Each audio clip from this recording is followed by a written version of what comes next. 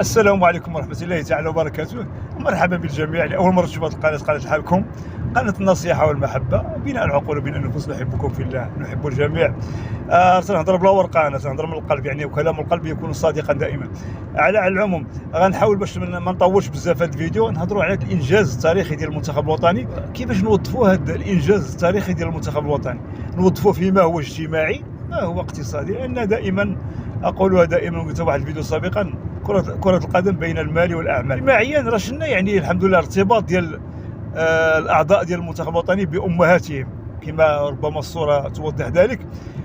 هذا الارتباط خلى بعض الصحف العالمية تكتب يعني في الصفحة الرئيسية تاعها هذا الارتباط ديال يعني الأم المغربية بالأبناء ديالها.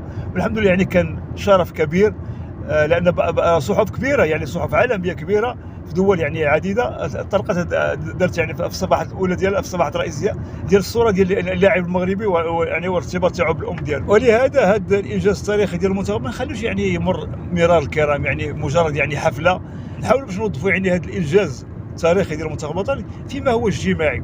ولهذا احبتي في الله ربما نخليو يعني كرة القدم وسيلة من وسائل يعني نحاربوا بها، يعني باش نكونوا واضحين، محاربة الإدمان. باش نهضروا يعني لغة القلب كما تنقولوا، نخليو يعني وسيلة من وسائل، لأن هذا خصنا نوظفوها اجتماعيا.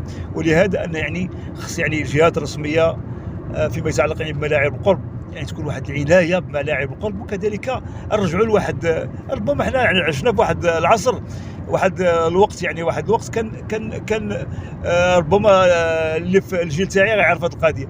كان مسكين المدرب تاع الحي الاب الروحي ديالنا، كان المدرب ديال الحي هو الاب الروحي. وبالفضل ديال ممارسه كره القدم في هذاك الوقت بزاف ناس يعني تنقذوا من الادمان، ويعني والسقوط في الادمان. ولهذا نحاول باش نوظفوا هذا الحدث فيما يتعلق بمحاربه الادمان، ونخليو يعني وليداتنا الشباب ديالنا يلتجئ الى ممارسه يعني ما نهضروا على كره القدم كره شعبيه. نحاولوا نشجعوهم، نخليو يعني كره القدم يعني وسيله كرياضه، ورياضه شعبيه يعني رياضه شعبيه. وشلنا يعني كره القدم ما حققته ما لم تحققه السياسه، باش نكونوا واضحين. لان كانوا ولله الحمد يعني وليداتنا المنتخب الوطني كانوا احسن سفراء للمغرب، لان تنهضروا على الدبلوماسيه الموازيه. كذلك هذه التوشيحات الملكيه كانت اعترافا وتكريما للام المغربيه. شفنا يعني الحضور تاعها في حفل التتويج، في حفل التوشيحات.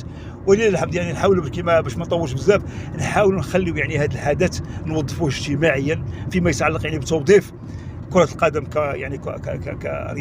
كلعبة شعبية فيما يتعلق بمحاربة الإدمان. وكذلك نحاولوا يعني النهوض بهذيك الملاعب القرب